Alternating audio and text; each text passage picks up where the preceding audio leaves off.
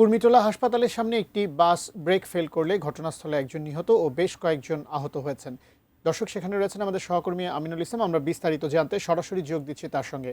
আমিনুল, আহত কয়জন হয়েছেন, দুর্ঘটনার কারণ কি, আহতরা কোথায় আছেন, আমাদেরকে একটু বিস্তারিত জানাবেন।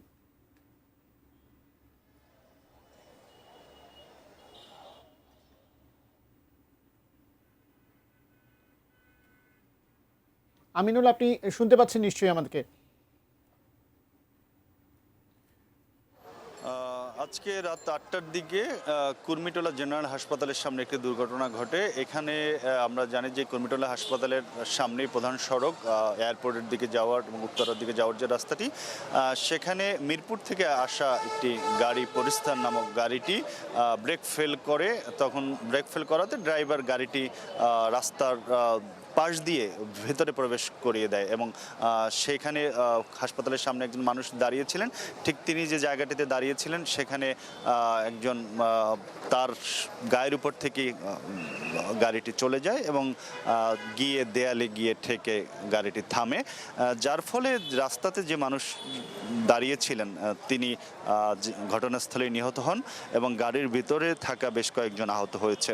তবে গাড়ির ভিতরে যারা ছিলেন তারা খুব গুরুতর আহত বলা যায় না, কারণ আমরা হাসপাতাল থেকে যেটি জেনেছি তাদের প্রাথমিক চিকিৎসা দেওয়া হয়েছে, তাদের অধিকাংশই চলে গিয়েছেন।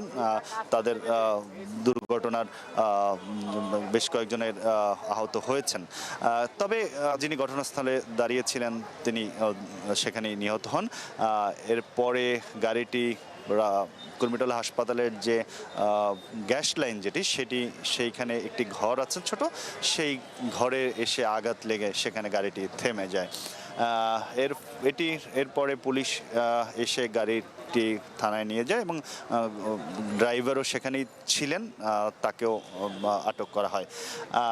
এখন পর্যন্ত আমরা যেটি জানতে পেরেছি যারা আহত তারা তাদের খুব বেশি সমস্যায় হয়নি, তবে নিহত হয়েছেন একজন।